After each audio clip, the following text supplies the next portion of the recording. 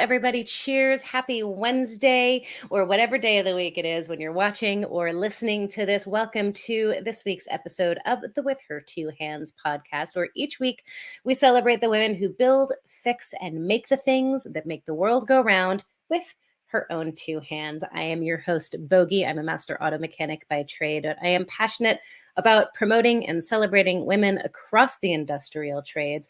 And my hope is that one day we are working towards a future when this podcast is not needed, when women in the trades are just tradespeople who happen to be female, and it is not looked at as any different, any less than any other tradesperson. And you guys are all a part of that revolution and that change and normalizing seeing women out in the trade. So thank you guys for that. All of your likes, your shares, your subscriptions, rating us on the podcast platforms, all of that is incredibly helpful to help get these stories out to more people so that more women in the trades can see them. If she can see it, she can be it.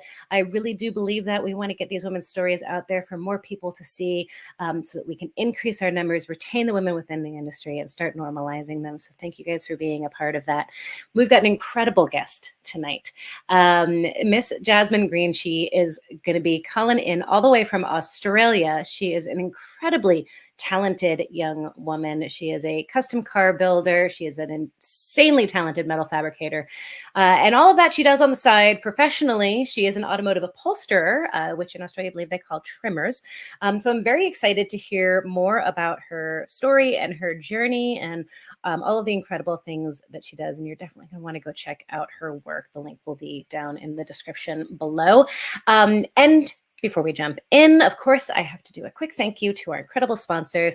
DriveTime has been a partner of this podcast series for a couple of years now, and we're very grateful to have their partnership, not only in this series, but just out in the world. It's great to know that there are organizations out there doing as much as they are behind the scenes and throughout their daily lives to increase the number of women in the trades and promote women within the industry. So if you're looking for a new car, or if you're looking for a new career or a new place to call your home as a career, as a job place, definitely go check them out. I'll have their link in the description below as well. Really a great organization with a great corporate culture. It's been just an honor to be able to work with them throughout the years and to continue to work with them and know all that they are doing to kind of further women in the trades and improve the automotive industry. And so that's what I'm all about. And I love seeing companies putting their money where their mouth is. So definitely go check them out. All right. Enough of me blabbing. Let's bring on tonight's guest. I know you guys are going to enjoy meeting her, Miss Jasmine Green. Hello. How are you? Hey, yeah, I'm good, thank you. Yeah. I am so excited to meet you and so looking forward to hearing more about your story. I totally have geeked out over your work for months now, ever since I discovered you on social media. So I'm really excited to meet you. It's a huge honor. So thank you for agreeing and saying yes to joining us on With Her Two Hands. Thank you for having me. Absolutely. So you do a couple of different things in your life. You are professionally an upholsterer, correct? Yeah, that's correct. Yeah. In the automotive world. And then you also do metal work on the side. So you're a woman of many talents. I've gotta know, how did you get into this kind of work? Why did you pick upholstery? How did you get so dang good at metal work? That's like 14 questions at once. Let's start at the beginning. How did you get into this kind of work? Well, I guess going way back, I never really had a car background. My parents weren't into cars growing up as a kid, and I was an only child, so I guess I just kind of made my own fun and I don't know. I was always artistic. I played around with like watercolor paintings and that sort of thing, and it wasn't until I was 17, about to get my license, that I needed a car. And my partner, he has a purple mini truck. And I thought that was pretty cool. It was a Toyota Hilux. Okay. And so I wanted one too. And back then I rode motorbikes quite a bit. So I needed a ute or a pickup to cart my motorbike around. Okay. So really it all started with this Hilux mini truck that I had. Well, I still have it.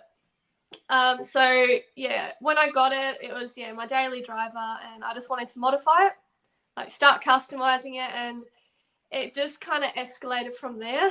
Like, I started with the basic things like learning how to shave the door handles and the tailgate, and just making it just a little bit custom, just with like those little mods, and then I wanted to airbag it, so that involved completely chopping up the chassis, and they, like the mini trucks, they require a lot of work to get them low. So yeah, it kind of threw me in the deep end there, and I rushed to get it done for a mini truck show. This was in Oh, wow. 2016, I believe. I tried to get it done for that, and then from there I wanted to modify the sheet metal more, and I learned a lot during that build, which has sort of got me to where I am today. Incredible. I'm curious, like how you go from not having an automotive background, not really like having an interest in this stuff, maybe other than the like artistic side of things, to like even knowing what bagging a truck is, right? Like, were you learning and being exposed to that through your partner, or? Yeah, through my partner, and also going to mini truck shows. Okay. I always got back from a show, and then I wanted my car to be like all the ones I've seen. It's quite inspiring, and yeah, my partner, he was building his truck and chopping that up, and yeah, I just learned as I went, really. Nice. A lot from him, and then with the sheet metal, it was just a lot of trial and error and just practice and getting things wrong. Like that mini truck, it was almost finished pretty much 3 times, and then I chopped it up again because I kept learning more, and then I wanted to reattack things and do them differently. Right. I mean, that's the way it goes though, right? Like the fun is the building process. Once it's done, then it's just done. Like that's not exciting. Yeah, look, I drive and enjoy it now. Like it's finished for now, and that's why I've started this next project. I like that. Finished for now. For now, yeah. So was there like a point in this journey where you were like, holy crap, I actually want to do cars and do this kind of work for real and for life? Well, so throughout this process, I worked as a barista, making coffees for 10 years. Like, all through my schooling and through uni. I did graphic design at uni because I didn't know what I wanted to do. So I just did graphic design because I enjoyed it. And it sort of ties in a little bit with what I do, but I didn't want to pursue that career because I don't like sitting in front of a computer. I'm quite hands-on. Yeah. So yeah, I don't know. Sorry, I lost my train of thought. No, that's okay. What made you choose to become an upholsterer? Because you went through an apprenticeship, and for those who are watching in other parts of the world besides Australia, if you're in the US, you don't know what an apprenticeship is, but in the UK and in Australia and New Zealand, they have these awesome apprenticeship programs for most trades. So you went through the apprenticeship program for upholstery. I did, because I'd pretty much done everything on my truck, like the fabrication, the sheet metal, the wiring, the paint, everything but the trim. And so I wanted to do just a course in trimming, just so I can learn how to do it and then do my car. And then anyway, I got this scholarship called the Laurie Starling Scholarship. And that was just to further my career in automotive in some way. And at that, the dinner, like the presentation dinner for that, I met my current boss, Greg Maskell of Maskell's Customs and Classics. And he found a way for me to do a trimming apprenticeship through him. And he's only like half an hour away from me. So cool. So now I work for him. And yeah, I finished my apprenticeship about a year and a half or 2 years ago now. Oh, wow. And then I just became a trimmer that way because I wanted to learn how to do my Hilux. And during the apprenticeship, I was able to do the trim on my Ducks as part of the modules, so I could tick off, seat, carpet, this and that from building my Hilux, during the apprenticeship. So yeah, it all worked out, I guess. And now I'm a trimmer, but I like metal as well. Do you like trimming as well? I do, yeah. It's good. A lot of it does go hand in hand. So, like, with you need pattern making. Pattern making is the most important key to getting the correct finished result. So that's very important with trim work, but also important with metal work. So yeah, it's sort of a similar way of thinking as well. Like it's very practical in that sense. Yeah. Interesting. I mean, like on the surface, I wouldn't think that metal and upholstery have much in common, but when you say it that way, as far as like the pattern making and then the graphic design element piece of it, like it does all kind of fit together. Yeah. Interesting. So you've been doing upholstery now for two years, you said? I think so. I haven't really thought about it, but I think roughly, yeah. Okay. All right. Oh, well, overall, so with the apprenticeship, 3 or 4, sorry. Yeah. Okay. Yeah. That's right. Because the apprenticeship is about a 2-year program, 1 to 2 year. Yeah. Okay. And it's different in all the different countries, and all the different trades are slightly different, right? Well, it's supposed to be 3 years, but I was able to do it in 2, so. Oh. That was well, good. Excuse me. That's awesome. All right. Very cool. Did you ever consider going in doing the apprenticeship in a different trade, or like was the upholstery just kind of, it came up as an opportunity and so you took it and rolled with it?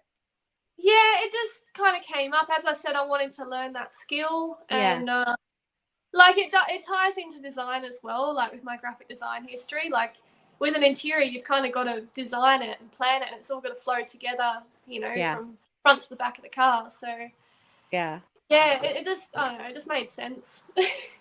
So for anybody who doesn't know Jasmine, I discovered her on Instagram on one of your build pages, 6'4" Stout, right?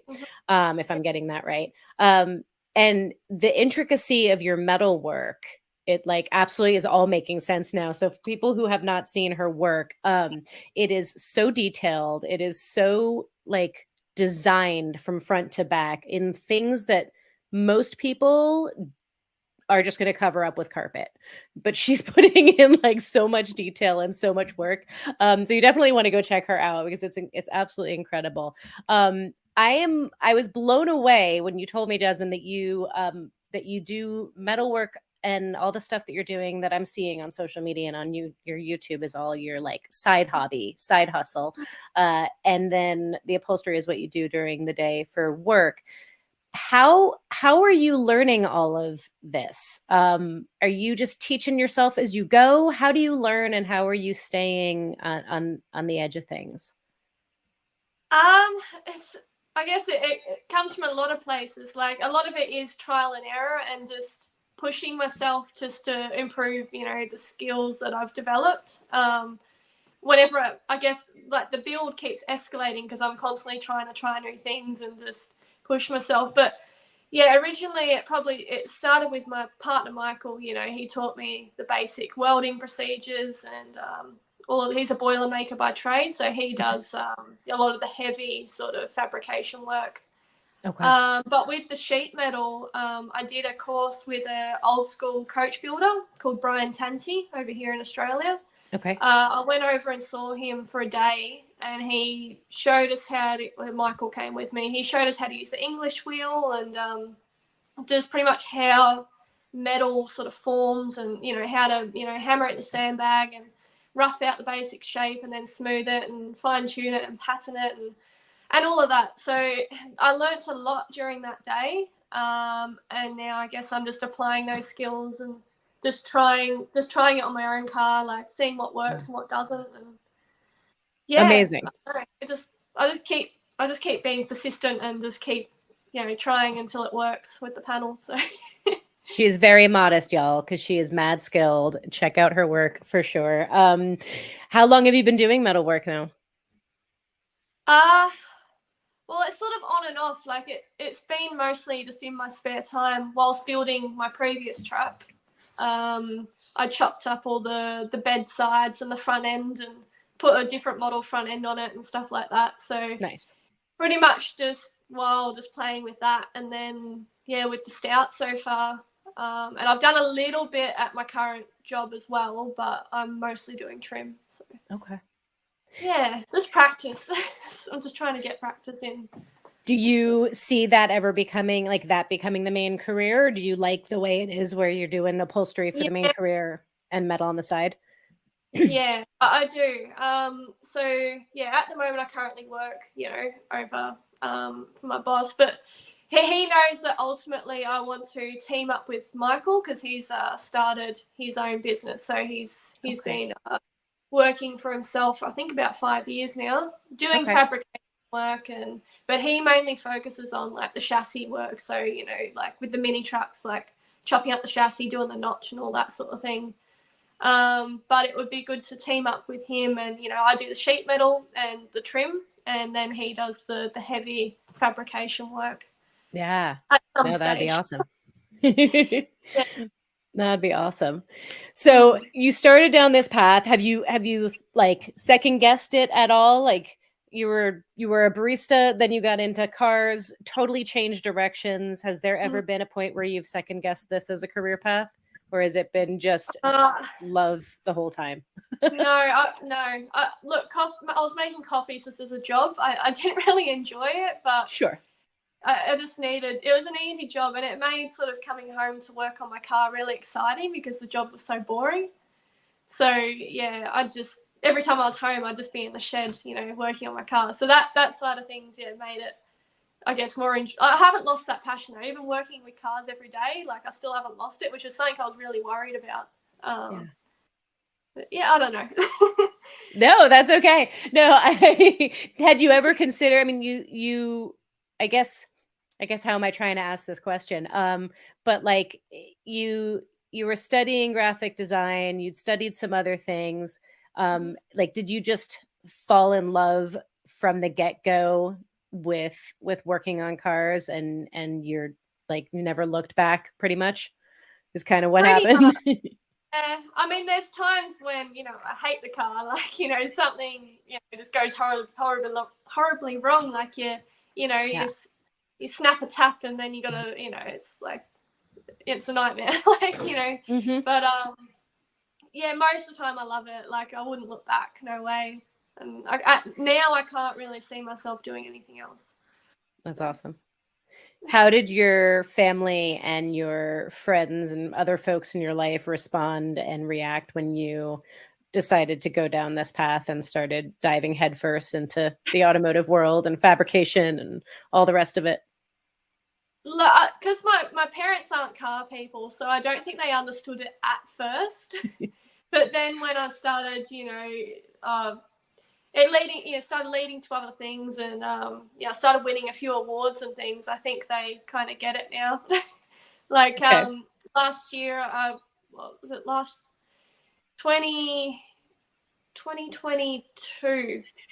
I got to think now. I think it's 2022 Street Machine of the Year in Australia. Nice. I got that award, which is pretty huge.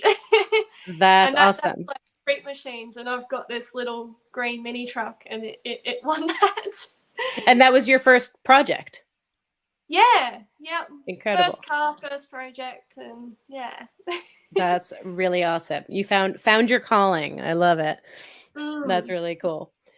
What is your favorite thing to work on? Like favorite type of work, favorite tool, favorite process? What's your favorite thing? I've just got to say, like the metal shaping and bead rolling, like just trying to anything that I can be creative with, pretty much anything that I can kind of design and then it comes out as something really cool. It's just Yeah. yeah, anything I can get a good sense of achievement at the end of the process with. Yeah. Yeah. How do you come up with what's your design process like? How do you come up with all of the work that you do? Can you talk us through a little bit Um, of how you've been building this stout? yeah, I've got like a rough idea of what I want the project to look at, and I've done this line drawing of the side profile of the car, but I haven't really drawn anything else, and like it's all in my head at the moment. But like some things like bead rolling that floor, I'd pretty much just sit there and just stare at it for maybe an hour, and then start sort of just sketch, like laying down some cardboard and just sketching and just playing with lines and shapes and playing with tape, to mark out lines and things. And yeah, just until it looked right. All right. So a lot of it I'm just making up as I'm going along, but I do have a rough overall idea of what I want it to look like. Yeah.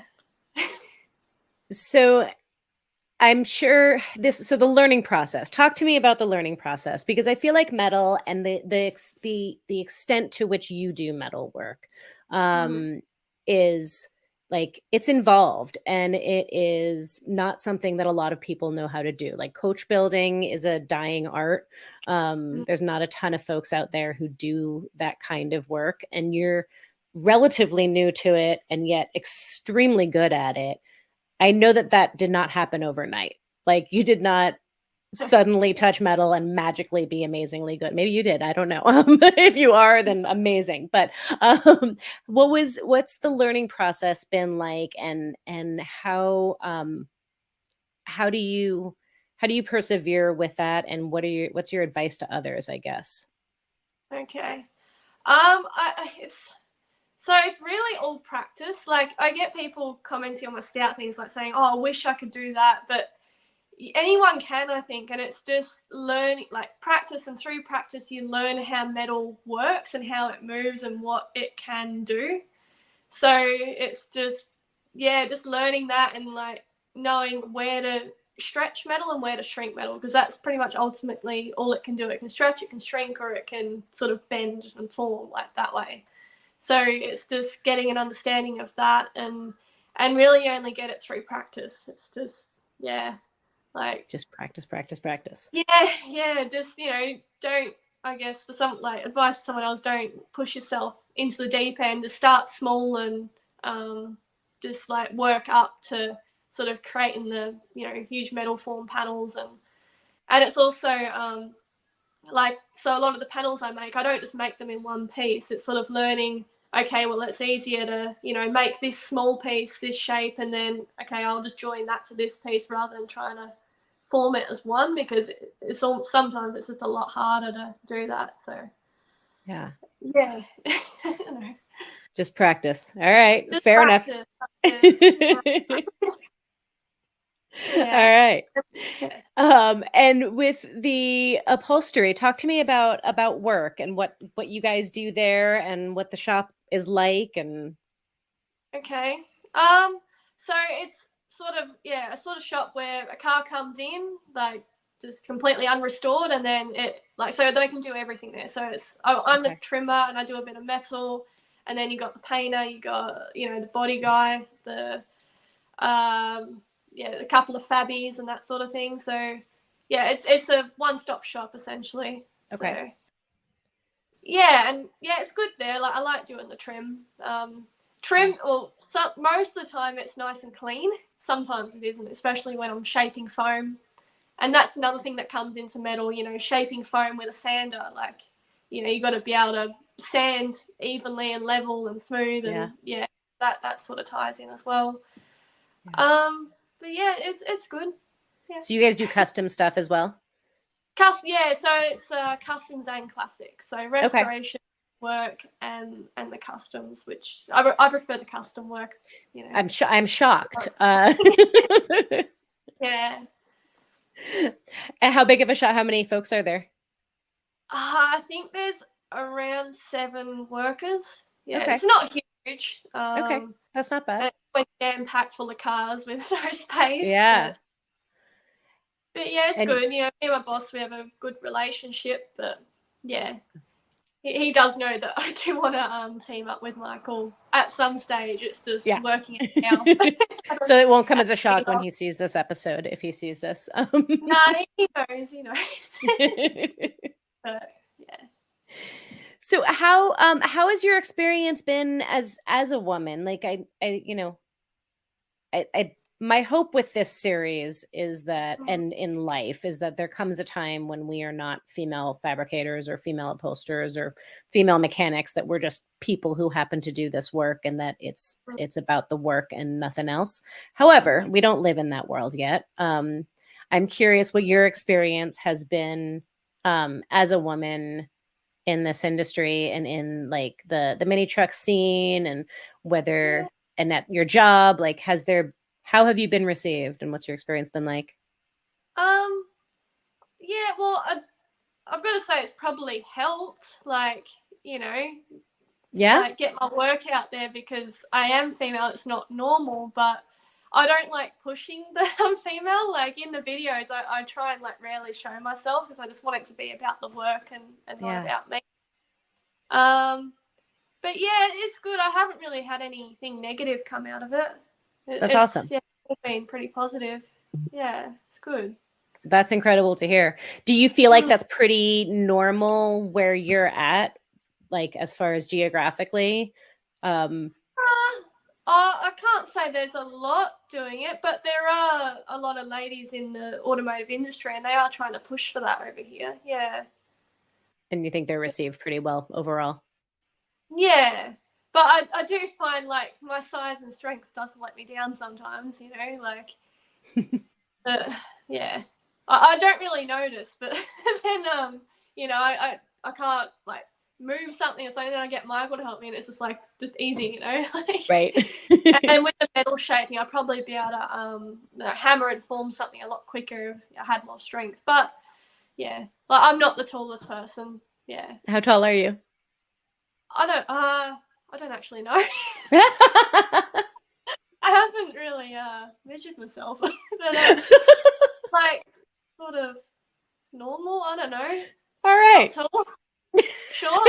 I always get used at work because to get into small spaces and like little hands. Right. Yes. Well, like that's exactly it. Like I share your frustration of sometimes not being strong enough. Yeah. Although I think, we're probably stronger than the average female who does work in the trades, Yeah. but But I think but that's we just make the up for it in our size. Yeah. What's that? I think that's just the female build, we're not built as strong as men. So Yeah. it is Well, hard. our strength is different. Like sometimes I have to Yeah. use, like I have to kick the metal to make it do something instead of using my Yeah, arms. I use all limbs, that's for sure. Yes. Yeah.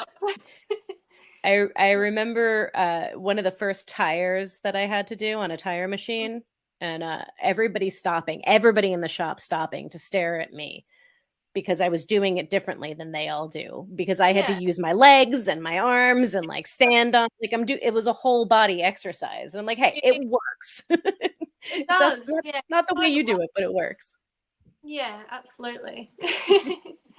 Yeah. But we make up for it in little hands and in flexibility and all of the rest of the things. So It's got its perks, yeah, especially sort of being a trimmer, I've got to climb inside cars all the time, and yeah, it does come in handy for some things, and I don't do things that other people do, and yeah.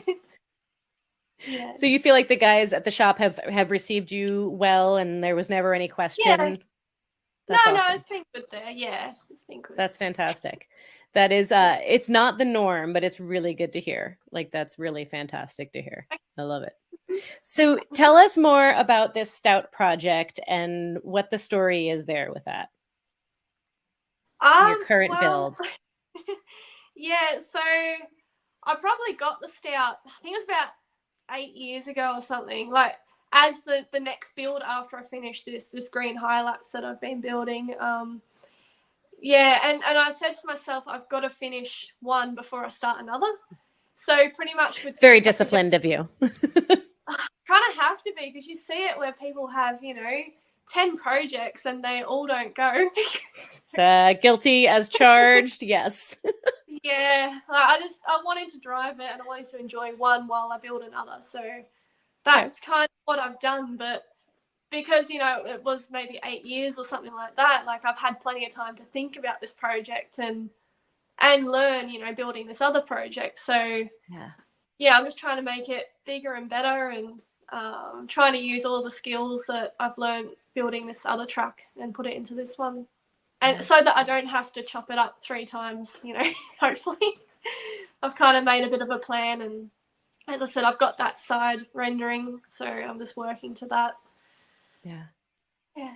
And you've got it, I mean, you have the cab completely apart in pieces. I've seen in various stages. What all are you doing to it? Like this is a completely custom Stout that you're building. So yeah, it is quite extensive to do it this way by unpicking every panel. So pretty much, yeah, unpicking all of the panels, doing the modifications, which I'll explain in a second. And then once it's all finished, then I pull the car apart again and then spot weld, like paint the insides and then spot weld it all together. This way I can work on panels separately, which is a lot easier. I can take them to the bench and weld and hammer them and put them through the English wheel rather than trying to weld and hammer on the car directly. So anyway, what I'm doing is it's going to be like a mini truck slash lowrider slash custom. And it's going to be 60s inspired. So all of the body styling I want to keep to that era. So pretty much it's body dropped, which is, you know, very mini truck thing where I cut the floor out and then lower the body over the chassis. So because originally the chassis hangs below the body. So in lowering the cab down over the chassis, it's then level and the cab's on the ground with the chassis. So there's no gap where the chassis would be. So yeah, I'm doing a 40 mil. So I'm going to talk metric because I'm not very good at material. That's all right. 40 millimeter body drop. Okay. That's a significant. Yeah, that's so. And then 100 millimeter section where I'm pretty much cut through pretty much the door area on the body, and I've taken 100 millimeters out of it. So the Stouts, they're quite sort of tall and short. So I'm trying to make the proportions a bit more streamlined by just taking some height out of the areas where I feel that it needs it. Interesting. Okay. So 40 mil there, 100 mil there, and then the roof chop, which is at the moment it's 50 mil through the pillars, and I've gone just below the windscreen, so I don't actually need a chop and section the windscreen because I feel the windscreen itself. I mean the rear window. Sorry. The rear window itself is already nicely proportioned when I bring it down, so I don't really need to make it thinner like roof chop cars usually are. So yeah, all up that's what's 100 for? It's almost 200 mil, and then I'm making the top hat of the roof that little bit thinner as well, so it'll be a little over 200 mil, which is what I think around 8 inches or something like that. Insane. Lower. And then, so in Australia, we have strict guidelines to comply to. So there is a minimum headroom. So it is still within. I've dropped the front floor pan down where your feet go, just to get a bit more room and comfort that way. And then the seat, it's as slim as possible. I'm pretty much mounting it almost on the floor. Oh, wow. And going to be able to hinge up from the back, and then the back can go down so that I can show off that floor at shows, you know. Nice. And then low. So yeah, I actually had my engineer's inspection, what was it, Friday, 2 days ago. So engineer's inspection? Yeah, so in Australia, everything's got to comply to these guidelines. It's this online PDF that pretty much tells you what you can and can't do to a car to be able to drive it on the road. It's very strict, but it needs to be overseen by an engineer who. Interesting. But I pretty much, so he's happy with everything so far, which is really good. And I've sort of told him about everything I plan to do with the car, and he's on board with all of that. So that's fascinating. Okay, this is the first I'm hearing of this. So when you want to customize a vehicle, you have to apply for a permit, so to speak, in a sense. Like you have to go through a process. So when it's finished, it needs to be signed off to say that all of the work it complies to Australian standards. Which I think that's kind of awesome. Personally, I know in America there's no way that we would tolerate that because everybody would lose their mind about that. But I think that's kind of cool, honestly. It does make it hard, and it can get expensive with the testing. It needs to be. Sometimes they need a torsional and beams test, and he said that mine will need a brake test, so he's got to go out and actually put this machine on the floor, and it tells you the stopping power of the car. Oh, wow. And because I'm putting the Ford 302, we call them Windsors over here. I don't know if you call them that there, but pretty much what the Mustangs have over there. Putting a V8 in it, I've then got to upgrade the front brakes. I've got to put retractable seat belts in it because it never had those, and collapsible steering column. All the safety things then have to go into the car because of this percentage of horsepower increase. Interesting. So this is why I need to talk to the engineer to make sure that I'm on the right path. Otherwise, I'm going to get to the end and then I'm going to have to redo things. Yeah. So you can reach out to the engineer in various stages to make sure like this is gonna. But I needed that initial inspection to be able to talk to him. Gotcha. But yeah, most of it is on this online PDF, but some of it is up to their discretion, and each engineer has their own opinions on or interpretations of the PDF. So it is best to talk to the engineer. Yeah, Unfortunately. that's fascinating. Do you like that system? What are your thoughts on it? You're like pretty heavily involved in the custom community at this point. What do people think about it out there? Look, it's good that it's there, but they do go a bit far with certain things. Like they're making it almost too hard. The people who write the rules, like they keep adding more and more, and it keeps getting more and more complex. And yeah, like it is, as I said, it is good that it's there because then we don't have death traps on the road. But it does make it hard, and it does make it expensive for the average person to modify a custom car. Yeah. Unless you're doing it yourself. Do you feel like because this is something that I struggle with personally a lot. I hope you don't mind chatting about this a little bit. Like I feel like at least in the States, and from what I've heard from some folks in Australia, is it's potentially somewhat similar there. Is that the trades are kind of looked down upon. They don't necessarily get the same level of respect as like folks who have traditionally like white collar jobs, right? So doctors and lawyers are highly esteemed, mechanics and plumbers and car builders are not. But I personally feel like your apprenticeship program, your like the certifications, all of these kinds of regulations add to the legitimacy of those trades and make them more respectable. Like it eliminates the hacks, so to speak, in my opinion. Do you feel like there's more respect towards trades folks where you're at? Do you feel like that has a relationship? I do, especially being like I live in the country, and most people I know, they do trades. That's probably just my friend group, but they are pushing towards trades because there are a lot of, especially the younger people, they just don't want to do it. They play computer games and stuff, and they don't really want to learn how to be hands-on, which is they are trying to push it through apprenticeships and Interesting.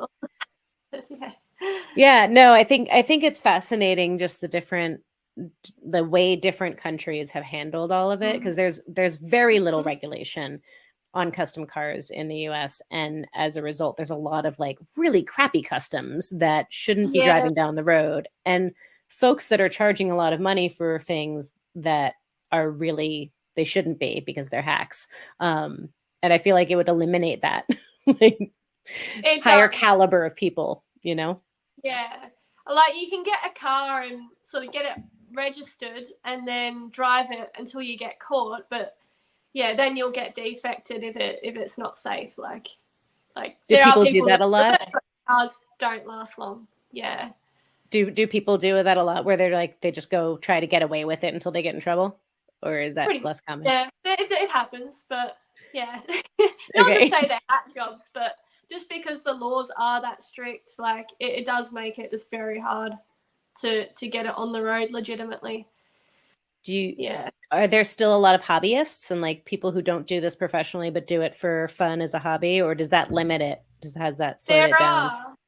There are, but especially in the mini truck scene, I've noticed there's a lot less of it because they have really cracked down on modified cars over here.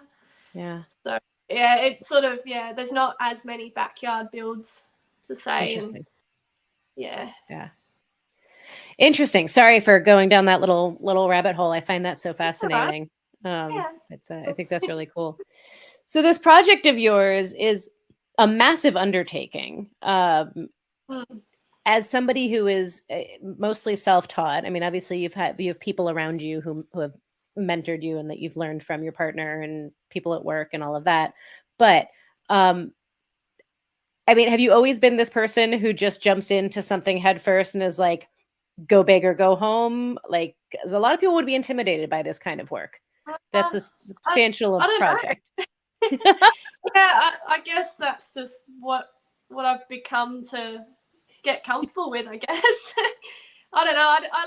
I enjoy a challenge and the feeling that you get, once you've completed that challenge or overcome it. Like, it's kind of addictive in a way. But yeah, this is a big project, but I can kind of see in my head how it's all going to work. So, but it's just the time to do it. Like, at the moment, I'm only doing 1 day a week on it, which in itself is hard to do. Like, this weekend, I don't think I'm going to get that, but yeah, it's just time, like trying to juggle with everything else in life. And yeah. Absolutely. Yeah. So how long have you been working on it now? A year, pretty Okay. much, as of like a week ago. Yeah, 1 year. day a week for a year. Yep. You've done an incredible amount. How long do you think it's going to take you? To be realistic, I'm putting in my head like 8 years, because that's what my last build took. But hopefully it's quicker than that. But sort of looking at like where I've got on the cab in 1 year, like really it's going to take almost another year to like finish the roof and the front bit. And I don't know. I'm modifying a lot, so it's very time consuming, and I'm trying to further the metal finishing skills, and that whole process takes an incredible amount of time. Like, making the panel generally takes less than welding it and planishing it. Right. Smoothing it, yeah. Yeah, absolutely. And then you find the time to you've managed to find the time to document it and post about it, which is very impressive. Because that's a whole nother thing. Yeah, I don't know. Yeah, it does make it harder. It does make it take a lot longer, but I'm kind of used to it now, where I'm like, okay, I'm going to do something. I'm just going to set the camera up here, but I got to set up my phone for the reels, and then my DSLR for the YouTube stuff. So I've got to set up 2 cameras and position them and make sure they're recording. Okay, and then I can work. But I think it's worthwhile. Like, with this YouTube, the Instagram, that's gone a bit nuts, and then the YouTube, which, I'm trying to push the YouTube because I can actually make a bit of money from that. And I've finally, like, as of like a week ago, I've started being able to monetize, which is really exciting. Yeah.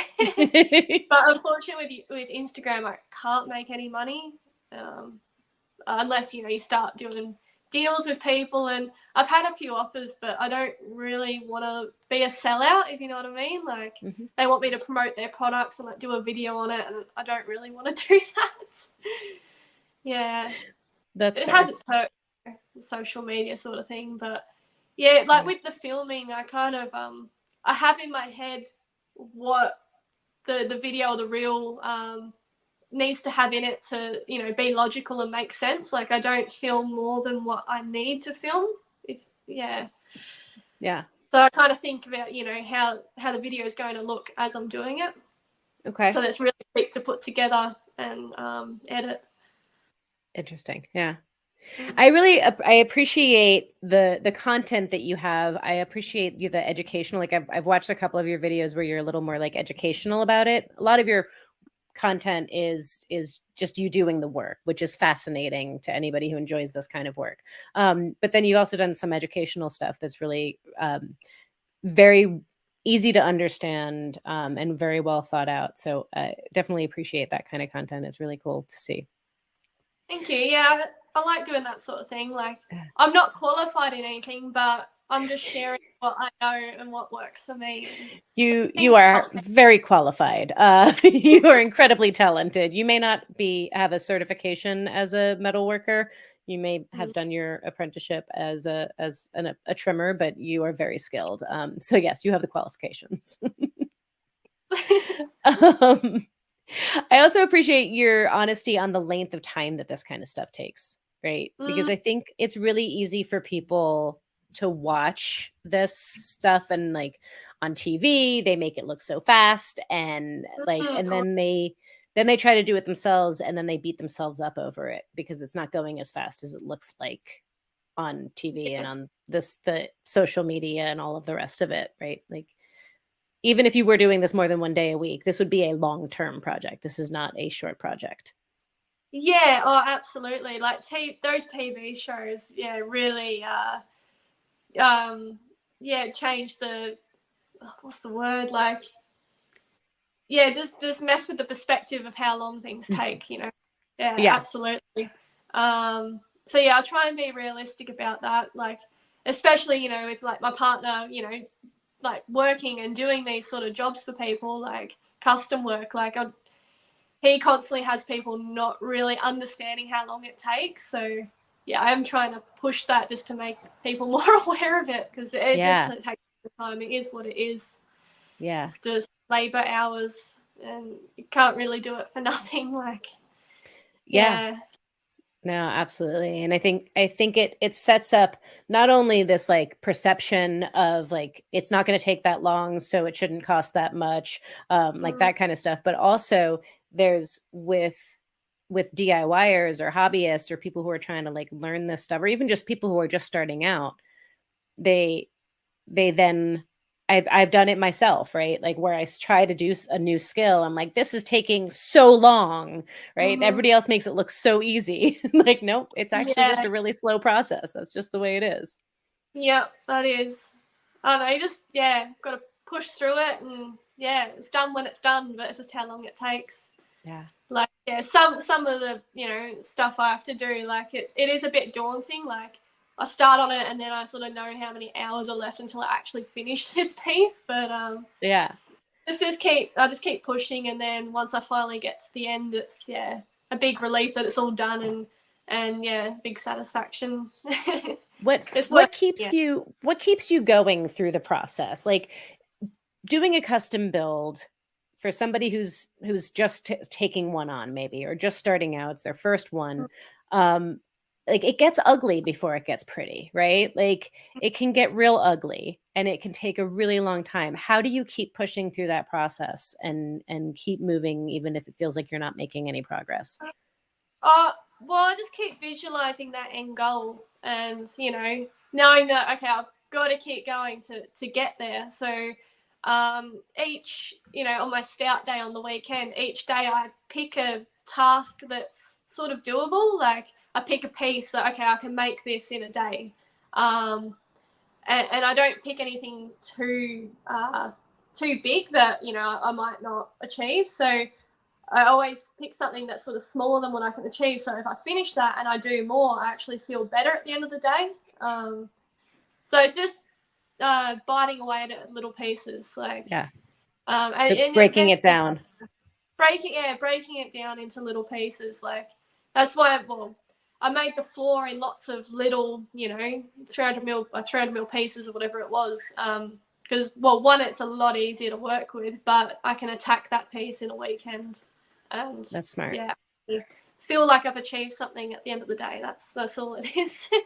No, I think that's really smart because I think that is where people get like, they get really stuck on big projects of, oh my gosh, Yeah, the overwhelm, the enormity of it, and how do you get through? And it is like breaking it down into those tiny little tasks.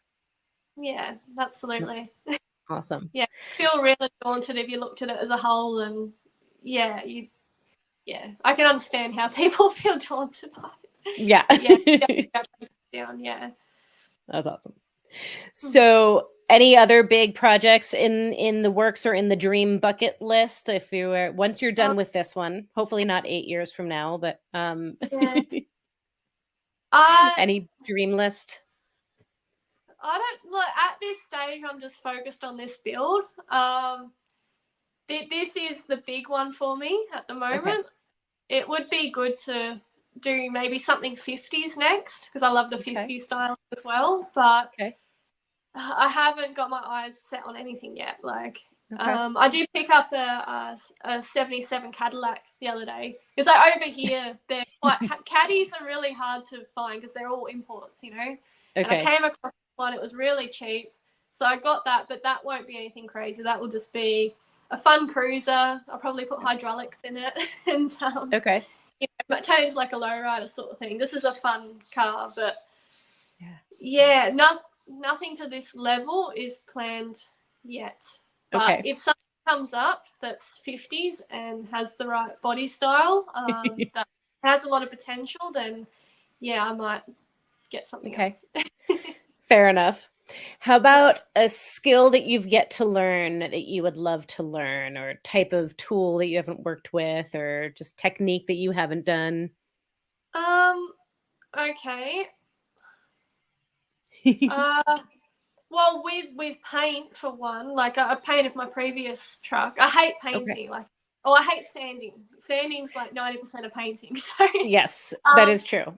but with paint, what I want to learn is like the lowrider paint, the panelled, like Mm, end lines, and just all of those old school paint techniques and like calligraphics, like that's a mini truck thing, the stuff like that. I want to learn how to do custom paint.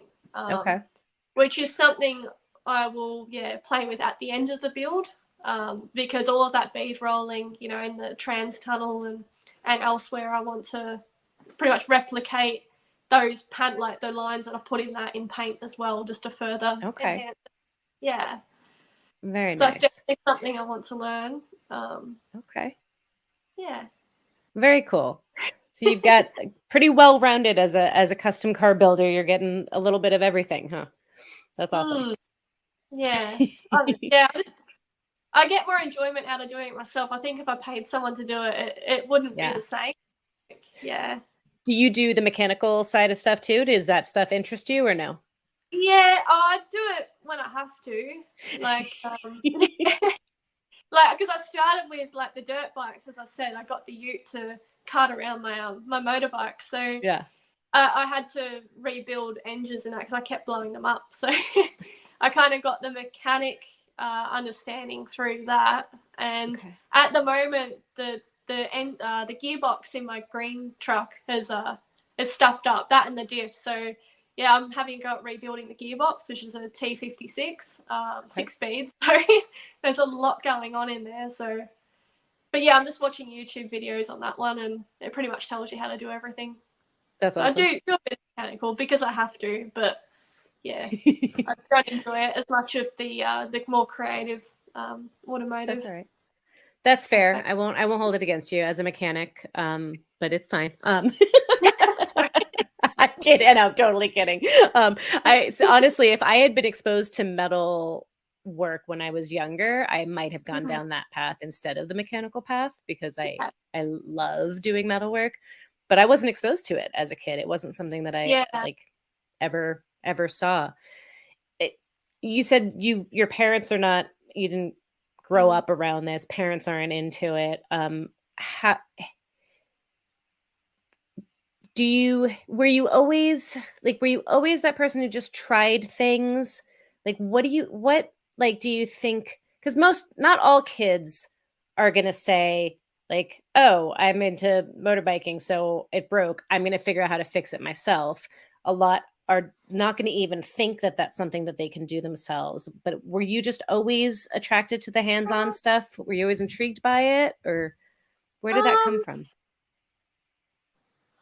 I don't really know. I don't know if as a kid I was that sort of hands on. Like I always, as I said, I was an only child and I lived on a farm, so Okay. I just I don't know, make my own fun. Like I do remember I built a raft out of like I can't even remember what it was out of to put on the dam. Just because I don't know, it was something to do when I was a kid. But no, it really only escalated when I was 17 and I met my partner Michael and just kind of got into the mini truck scene. That Yeah. like the scene itself was a big just eye opener, and yeah, I just wanted to be a part of it, and I guess it just kind of grew that way. Yeah, Yeah. Interesting. yeah, I love you may not see it as confidence, but I love the confidence. Because I think a lot of people stop themselves from trying things. mm. And that's like seems to have never like nothing has you've not stopped yourself from trying just about anything. And that's No. really cool to Well, see. that's probably the good thing about mini trucking is because the cars are so cheap. Like, you know, they're work use, they're everywhere, and you can get parts so easily. So if I chop something up and I stuff it up, it's not really scary. Like, I just try it again with another panel. Like, I think having that mini Interesting. trucking background, just working on cheap cars helped a Yeah. lot. Like, you know, if you started with a project that costs like 30 grand, you know, like I don't know, like a 50s car or something that I wanted to build. Yeah, I think you'd be a lot more scared to actually chop it up because those parts are so unavailable. Mm. So I don't know, I just wasn't scared to get it wrong, pretty much. Yeah.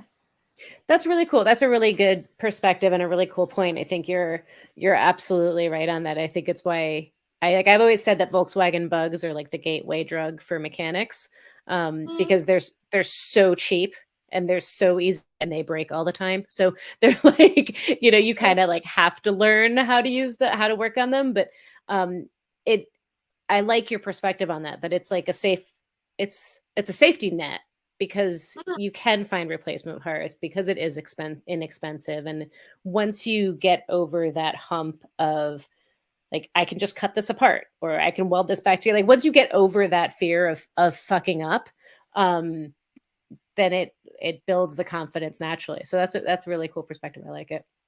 Yeah. Awesome. All right. So our hour is wrapping up way fast. It always goes faster than I expect it to. So we're towards our end already. So I've got a final question that I want to ask you that I always end my podcasts on. And that is, if you had the opportunity to go back in time and talk to little baby Jasmine, little younger version of you, what are your words of advice for her? I probably wish that I had gotten into it sooner because I probably would have learned a lot more by now or a lot more sooner. You know, like, yeah. I don't know, really. That's a tricky question.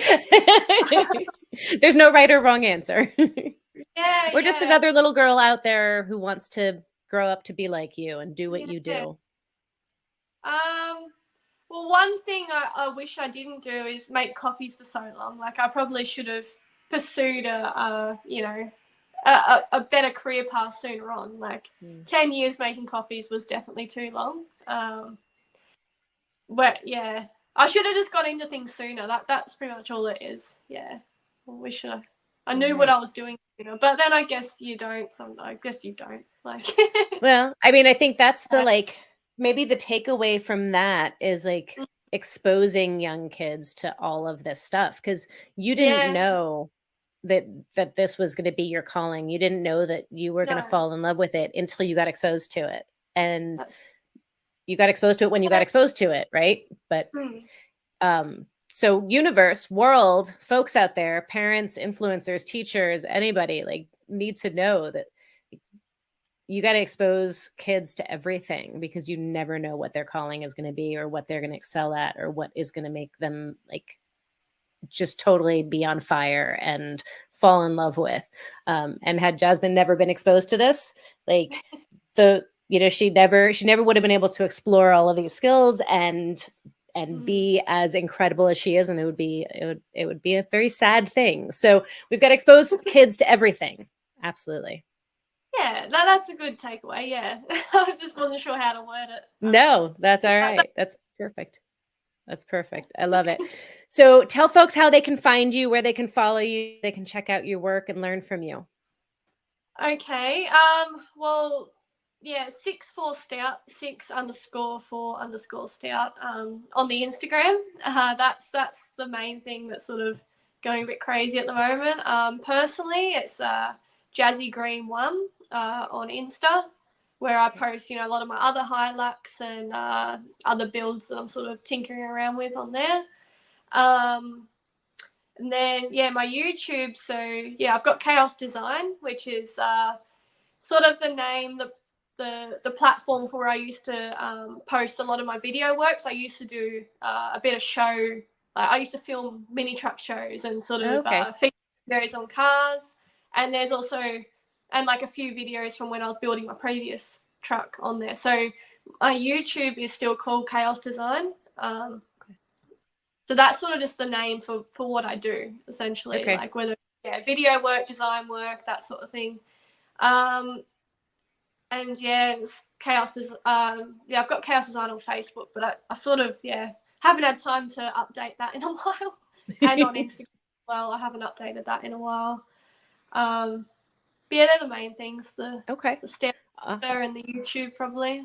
All right. So folks who are watching or listening, I will make sure that all of those links are down in the description below so you can go check her out. She's got a ton of really awesome content.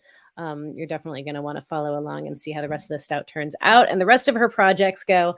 Jasmine, thank you so very much for agreeing. I know with time zones, we kind of struggle to make this happen, but I'm really grateful that you made it work. So thank you for saying yes. It was lovely to meet you and get to know you. I'm a huge fan of your work, and we'll definitely continue to watch and see how this project goes. So thank you.